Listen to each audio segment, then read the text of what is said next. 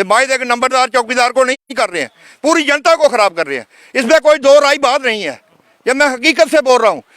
नवग्रह में जैसे शुक्र और ध्रुव तारा की लाइट होती है, इसी तरीका से हम हर महकमा के एक शुक्र और ध्रुव तारे हैं। ये हमें खराब कर रहे हैं, पूरी जनता को खराब कर रहे हैं। अभी सरकार ने यकदम ऊपर से प्रेस इशू किया कि जो 70 साल 60 साल का नंबरदार है उनको बेदखल कर दो, 18 साल के जो जंगमैन हैं उनको 5-5 साल के लिए रख लो और इलेक्शनें करवा लो।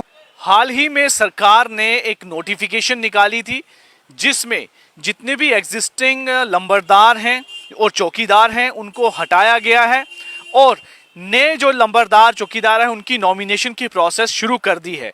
इस प्रोसेस के बाद से ही जो एग्जिस्टिंग लंबरदार थे उनके अंदर काफ़ी गुस्सा है। उन्होंने सीधे तौर पर सरकार पर भेदभाव का आरोप लगाया कि अपनी मन मर्जी से ये लोग चुने जा रहे हैं और डिस्ट्रिक्ट एडमिनिस्ट्रेशन जो है इसमें अपना मनमाना व्यवहार कर रही है। इसी को लेकर अब काफ़ी इस समय ये मुद्दा जो है गर्म आ चुका है और अलग अलग जगह पर विरोध प्रदर्शन हो रहे हैं।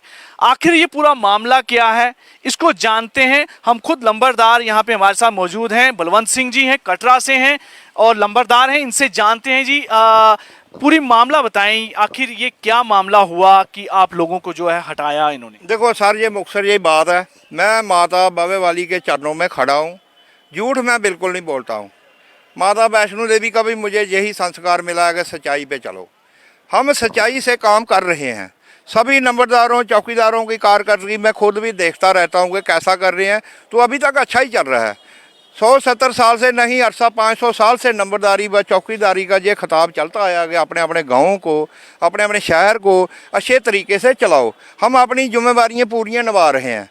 अभी सरकार ने यकदम ऊपर से प्रेस इशू किया कि जो 70 साल 60 साल का नंबरदार है उनको बेदखल कर दो, 18 साल के जो जंगमैन हैं उनको 5-5 साल के लिए रख लो और इलेक्शनें करवा लो। तो खैर हम इतने नहीं उस पर गहराइयों में नहीं गए, हमने सोचा चलो नए आएंगे, काम करेंगे, देश चलना चाहिए। फिर ये कहते हैं भाई नंबरदार चौकीदार अच्छा काम नहीं कर रहे हैं, इनको सैलरी भी कोई नहीं देनी है। इनको एक अंग्रेज़ों ने तोहफा लगाया था, ये अंग्रेज़ों के बनाए हुए लोग हैं, तो वो तोहफा इनको देंगे और तनख्वाह भी नहीं देंगे और इनके जो हक हुकूक बनते ही नहीं हैं। हम सरकार से ये गुजारिश कर रहे हैं कि क्या हम जम्मू कश्मीर के सिटीजन नहीं हैं, या हमें कोई सिटीजन हक हुकूक नहीं देना है? ऐसा कौन सा हमने अपराध किया है? हमारी रियासत जम्मू कश्मीर में इतने बड़े बड़े जलजले उठे, मिलिटेंटों के शिकार में रियासत हो गई, हम लोग फिर भी गांव-गांव में काम करते रहे। हमारे कुछ कश्मीरी भाई नंबरदार हैं, वो मिलिटेंटों के घरों में पुलिस के साथ, महकमों के साथ जाके वहाँ गुंडेगारों को भी कवर करवाते रहे। कई नंबरदार, कई चौकीदारों के घर उसमें तबाह भी हो गए। फिर सरकार ने ऊपर से नीति बना ली कि अगर चौकीदार वर्दी लगा के जाएगा किसी गुंडागर्दे के घर में तो नज़र आएगा इनकी वर्दियाँ भी खिला लो, तो बिना वर्दी के भी वो काम करते रहे। पहले टाइम में क्या था कि चौकीदार को एक हेलमेट दी जाती थी कि कहीं दूर दराज के रास्ते में गिर भी गया, कोई चोट चाट आई तो बच जाएगा। आज ना कोई हेलमेट है, ना कोई वर्दी है, और नंबरदार की रूबरू में जो काम कैंप में होते थे, शरेआम होते थे, आज अंडरग्राउंड अंधेर गर्दी में हो रहे हैं और सरकार उसकी कहती है कि उसकी हमारी जिम्मेवारी कोई नहीं। बाकी आप अपनी नज़रों से दे रहे हैं। तलीमी इदारे हैं जहाँ बच्चा पढ़ के आगे देश का नाम रोशन करता है, वो बंद पड़े हैं। प्राइवेट स्कूलों में बच्चों को गरीब लोगों ने छोड़ा है, तो उसमें भी सरकार की कोई लुकटेशन नहीं। ये तो बहुत बढ़िया कानून बनाया इन्होंने कि आज आके सभी नंबरदार और चौकीदारों को दबाव दे दिया कि आपका जहाँ हक ही कोई नहीं बनता है। अगर हमारा हक नहीं होगा, आज ये नंबरदार चौकीदारों को बर्बाद कर देंगे, कल फिर ये हमारे गांव के शहर के लोगों को भी बर्बाद कर रहे हैं। किसी का मकान तोड़ रहे हैं, किसी की गली तोड़ रहे हैं, किसी को नाले से बजरी नहीं उठाने देते हैं, किसी को मकान नहीं बनाने देते हैं। सदियों से लोग अपने खून पसीने से काम कर रहे हैं, किसी को रेड़ी फड़ी नहीं लगाने देते हैं। सरकार कहती है हमारे पास बेकारी है, नौकरी नहीं है। अगर नौकरी नहीं है यार, कोई काम कर रहा है, गरीब आदमी मजदूरी कर रहा है, अपने बीवी बच्चों को पाल रहा है, उसका नरेंद्र मोदी को क्या तकलीफ है, हमारे गवर्नर साहब को क्या तकलीफ है, हमारे जो एडमिनिस्ट्रेशन वाले हैं इनको क्या तकलीफ है? गाड़ी पर भी हम सैर नहीं कर सकते, मिनटों मिनट हमें जुर्माने हो रहे हैं। वो जी आपकी पुरानी गाड़ी है, ये नहीं चलाना है रोड पे।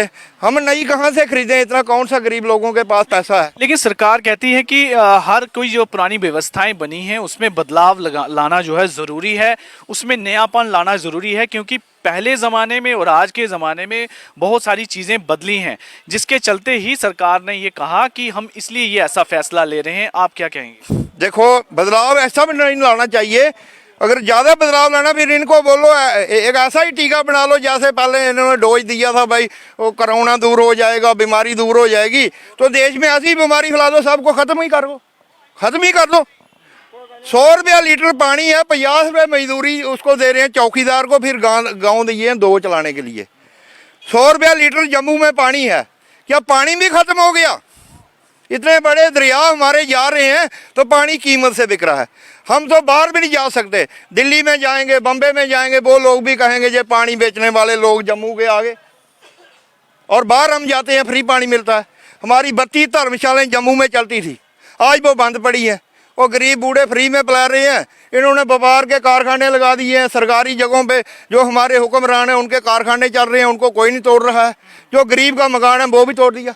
फिर चौकीदार को और नंबरदार को गांव की औरतों से गाली चढ़ा रहे हैं, जी हमारा मकान चौकीदार ने तोड़वा दिया। लेकिन अब आपका विरोध किस बात को लेकर है? जो उम्र का उन्होंने एक लिमिट रखी है उसको लेकर है, या जो पूरी सबको जो उन्होंने नई इलेक्शन करवाने को लेकर है उसको लेकर है? देखो, मैं इस हिंदुस्तान का बाशिंदा हूँ। ये धरती माँ है, भूमि माँ है, इसका हम पूजन करते हैं। नवग्रह में जैसे शुक्र और ध्रुव तारा की लाइट होती है, इसी तरीक़ा से हम हर महकमा के एक शुक्र और ध्रुव तारे हैं। ये हमें ख़राब कर रहे हैं, पूरी जनता को ख़राब कर रहे हैं। ये बाइद एक नंबरदार चौकीदार को नहीं कर रहे हैं, पूरी जनता को ख़राब कर रहे हैं। इसमें कोई दो राय बात नहीं है, ये मैं हकीकत से बोल रहा हूँ। बाकी मैं पार्टीबाजी आदमी नहीं हूँ। अभी पिछले दौर में मैं नरेंद्र मोदी को वोट दिया, मुझे क्या मालूम था कि हमारे घर में भी ऐसा होना है। आपको उसमें क्या अभी भी शक है कि जिस तरीके से दोबारा से नई नॉमिनेशन जो कर रही है हर डिस्ट्रिक्ट एडमिनिस्ट्रेशन नंबरदार और चौकीदार के लिए, उसमें भी कहीं ना कहीं आपको लगता है कि कोई घपलेबाजी हो सकती है? देखो सर, ग्राउंड में कोई काम टू दी पॉइंट हुआ ही नहीं है। जैसे हमारा रूरल डिपार्टमेंट है, कागजों पे पुल बन गए हैं, रास्ते बन रहे हैं, वहाँ घोड़ा भी नहीं जा सकता है। तो कुछ उनकी कमीशन है, तो कहते हैं 40 लाख लगा दिया गांव में, वहाँ 4 रुपये का काम नहीं हुआ है। वो कहते हैं विकास हो रहा है। शहरों में हम देख रहे हैं, बड़ी खुशी हुई कि पक्के पुल मिल रहे हैं। वो गांव में तो रास्ते भी इन्होंने तोड़ दिए हैं। फिर एजुकेशन का काम नहीं चल रहा है, वो महकमे बंद पड़े हैं। प्राइवेट टीचर वो पढ़ा रहे हैं, 1500 रुपये पर नौकरी कर रहे हैं। जो 70 हज़ार रुपया ले रहे हैं, उन्होंने स्वेटर बुनने के कारखाने खोले हैं। और मैं सामने बताऊँगा। मैं आपसे आखिरी में जानना चाहूँगा, आखिर आपकी सरकार से अब क्या डिमांड है? देखो, ये भ्रष्टाचारी नहीं होगी, और तो हम सरकार पे खुश हैं। ये भ्रष्टाचारी सरकार ने खुद बनाई है, हमें गरीब लोगों को ख़राब करने के लिए। जहाँ तो इन्होंने कोई गाहक देखा है जम्मू कश्मीर का, इसको बेचना है, तो जहाँ तो इसलिए हमें तबाह कर रहे हैं। मगर ये गलत बात है। धन्यवाद। इतना ही हमें गुस्सा है। जैसे कि अभी आपने सुना कि कितना इनके अंदर गुस्सा है कि एडमिनिस्ट्रेशन जिस तरीके से एक नया इन्होंने तरीका लाया है कि इनकी जो एग्जिस्टिंग लंबरदार और चौकीदार हैं उनको रिमूव करके नए वहाँ पे लाए जा रहे हैं। उसके लिए नॉमिनेशंस में भी पिक एंड चूज़ पॉलिसी अपनाई जा रही है। उसकी विरोध में आज इन्होंने यहाँ पर भी अपना एक विरोध जताया है, और ये गुस्सा हर एक डिस्ट्रिक्ट में, हर एक जगह में इस समय यहाँ पर आप सबको नज़र आ रहा है। इनका साफ तौर पर कहना है कि एडमिनिस्ट्रेशन जो है वो अपने इस फैसले पर जो है दोबारा से गौर करे। जो ऑलरेडी लोग काम कर रहे हैं उनको काम कर देना चाहिए, क्योंकि जो नया इन्होंने इसमें निज़ाम लाने की कोशिश कर रहे हैं वो कहीं ना कहीं जो है नुकसान देगा।